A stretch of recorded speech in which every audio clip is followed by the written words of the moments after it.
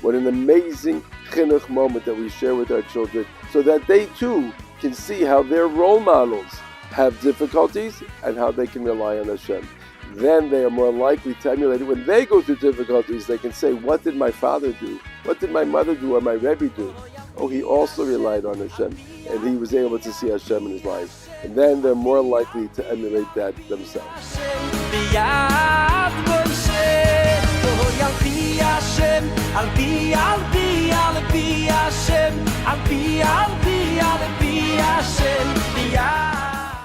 I just wanted to share with you a quick chinuch thought in this week's parsha. Parshas Ba'alo Yisrael talks about how they traveled in the desert. And the pasuk emphasizes that they traveled by the mouth of Hashem. What does that mean? So as it describes how they traveled, sometimes for one day and sometimes for many days, and all the different permutations of how that worked out, the pasuk describes that first what would happen was that the cloud that was folded on top of the Mishkan would stand up and to become more of a Korah form and then move over the Shevet Yehuda. Then they would blow the shofars and they would not go until Moshe Rabbeinu said they should go, like the pasuk says, right? Klal Yisrael would not travel until Moshe says, Kum Hashem. And so too, when it came time to camp, that first the clouds moved from the shape of a koima to be more flat. That was the sign for them to be a Moshe to be able to say that it's time for them to stop. And they wouldn't go until Moshe said, Shuv Hashem Revavos Alpha Yisrael. And Rashi emphasizes that there were three things that happened in order for them to travel. First, the cloud moved, then they blew shofars, and then Moshe Rabbeinu had to speak.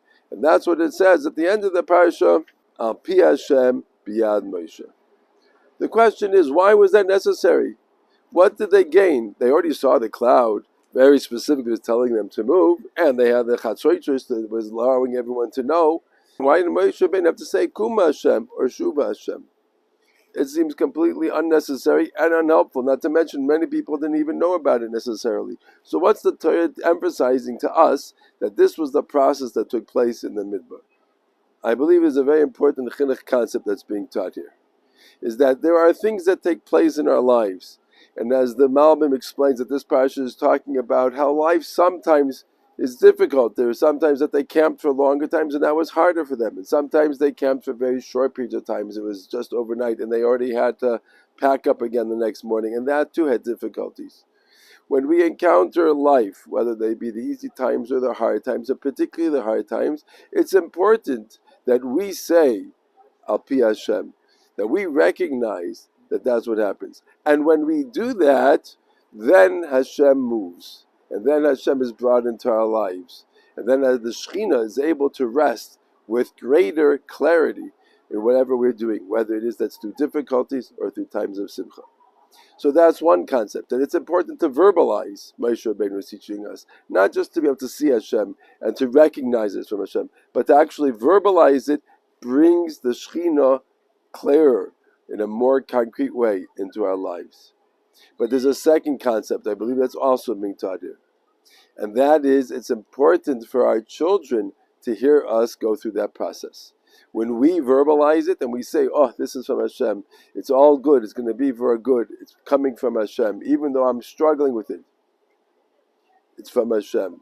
And that is, we can share with our children and our Talmidim that we are going through difficulties, or when we do go through difficulties, we also are able to say, Al Pi Hashem, that this comes from Hashem. And it brings us comfort, it brings us clarity, it brings us a feeling that Hashem is truly there. What an amazing chinuch moment that we share with our children, so that they too can see how their role models have difficulties and how they can rely on Hashem. Then they are more likely to emulate it. When they go through difficulties, they can say, what did my father do? What did my mother do or my Rebbe do?